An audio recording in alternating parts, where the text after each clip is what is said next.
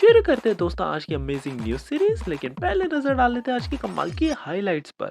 हर Indian army के जवान के हाथ में एक एयर डिफेंस सिस्टम होना, क्या ये संभव है? डीआरडीओ ने कुछ ऐसा ही कमाल का नया इन्वेंशन हाल ही में रच दिया है और दिखा दिया पूरे दुनिया के सामने। इसके अलावा Indian army futuristic infantry combat vehicles 100 नहीं, 200 नहीं, बल्कि 1750 फ्यूचरिस्टिक कॉम्बैट व्हीकल्स प्रोक्योर करने जा रही है। इसकी खासियत हम आगे इस वीडियो में जानेंगे। साथ ही में भारतीय रेलवे को काफी ट्रेमेंडस बजट इस बार अलोकेट किया गया है। 2.62 lakh, close to 3 lakh crore rupees का है ये पूरा बजट। सो जानेंगे कि क्या क्या सेफ्टी पर ध्यान दिया जा रहा है कि पानी की तरह यूं ही पैसा बर्बाद किया जाएगा और एक्सीडेंट होते रहेंगे। और फाइनली टाटा नैनो बनाने वाली कार कंपनी अब टाटा हेलीकॉप्टर बनाने जा रही है। कैसे पूरी असेंबली ये कंपनी यूरोप की एक काफ़ी जानी मानी कंपनी के साथ मिलकर भारत में बनाएगी काफ़ी अत्याधुनिक बेस्ट सेलिंग हेलीकॉप्टर्स, ये हम जानेंगे। तो काफ़ी इंटरेस्टिंग ये वीडियो होगी आज की। थोड़ी छोटी होगी इसलिए प्लीज़ आप एंड तक देखिएगा और साथ ही में चैनल पर नए हैं तो हमारे चैनल को सब्सक्राइब करना भी मत भूलिएगा। पहले खबर आ रही है इंडियन आर्मी की तरफ से। इंडियन आर्मी एक सिग्निफिकेंट स्टेप ले चुकी है टुवर्ड्स मॉडर्नाइजेशन। इसी रीजन के चलते 1750 फ्यूचरिस्टिक इन्फेंट्री कॉम्बैट व्हीकल्स का एक बड़ा टेंडर भी फ्लोट कर दिया गया है। मिली जानकारी के मुताबिक बताया जा रहा है कि हमारे पास जो पुराने हो रखे सोवियत एरा के BMP-1 BMP-2 infantry combat vehicles हैं, इनको पूरी तरह से रिप्लेस कर दिया जाएगा इन फ्यूचरिस्टिक कॉम्बैट व्हीकल्स के साथ। पहली तो ये पूरी तरह से एम्फीबियस ऑपरेशन के लिए तैयार होंगे। वाटर बॉडीज चाहे कैसा भी टेरेन हो, पानी हो या रेतीला, सब जगह हमारे ये फ्यूचरिस्टिक कॉम्बैट व्हीकल्स जा सकते हैं। ऑटोमेटिक वेपनरी से ये पूरी तरह से लैस होंगी जिसमें एटलीस्ट 30 की कैलिबर, फिर मशीन गन 12.7 की एक काफ़ी भारी भरकम मशीन गन भी होगी, डिफेंस कैपेबिलिटी होगी और सिचुएशनल अवेयरनेस की काफ़ी एडवांस टेक्नोलॉजी दी जाएगी। तीसरा सबसे बड़ा सिस्टम है इसमें प्रोटेक्शन सिस्टम, जिसमें laser warning system, active protection system, ऐसे तमाम सारे चीज़ें शामिल है। और चौथा फीचर है हमारा ट्रुप कैपेसिटी। एक बार में हमारा ये व्हीकल 11 सोल्जर्स को ले जाने के लिए पूरी तरह से सक्षम है।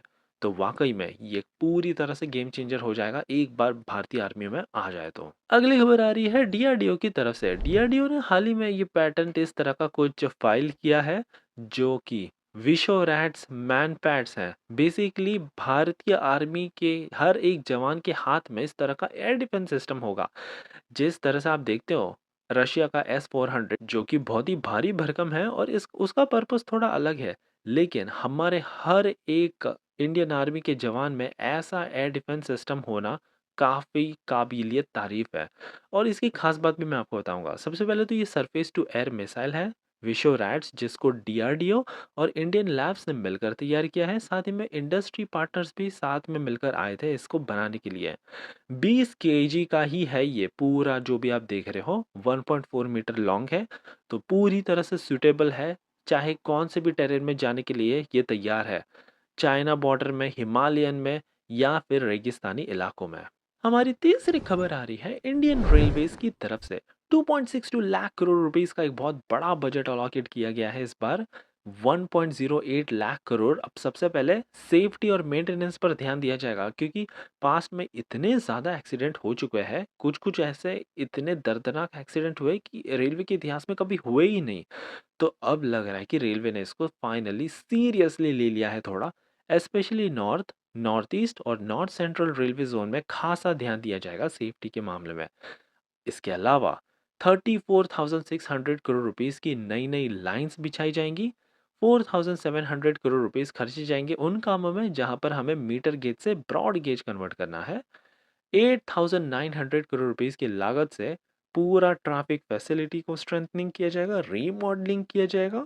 और बचे हुए रकम से track renewable, electrification, railway over bridge, under bridge, तमाम सारे ऐसे थोड़े इंफ्रास्ट्रक्चर कामों पर खर्चे किए जाएंगे। सबसे अच्छी बात इसमें यह है कि 15,500 करोड़ रुपीस का खर्चा बस पैसेंजर की फैसिलिटीज को इम्प्रूव करने में खर्चे जाएंगे, जिसमें train, railway stations, drinking water, seating, lift, फिर तमाम सारे जो भी फीचर्स रहते हैं एक आइडियल रेलवे स्टेशंस में, उनको डेवलप करने में खर्चे जाएंगे। फाइनली हमारी आखिरी खबर आ रही है टाटा की तरफ से।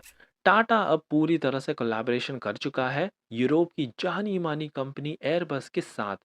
अब भारत में ये दोनों कंपनी मिलकर एयरबस का best selling H125 helicopters Bharat में ही मैन्युफैक्चर करेंगे। इसकी पूरी फाइनल असेंबली लाइन सारी सब कुछ इंडिया में ही बिछाई जाएगी, जिसमें शामिल है इंस्टॉलेशन ऑफ इलेक्ट्रिकल हार्नेस, काफ़ी कॉम्प्लेक्स ये थिंग है, hydraulic circuits, flight control, dynamic components, fuel system, engine, avionics, mission system, चाहे जो कुछ भी आप बोलो सब कुछ अब भारत में ही ये पूरा काम किया जाएगा। और अब तो एयरबस के सीईओ खुद ब्रूनो इवेंजी भी कह चुके हैं कि इंडिया एक ऐसा कंट्री है जो ग्रेट पोटेंशियल रखता है हेलीकॉप्टर के बाजार में।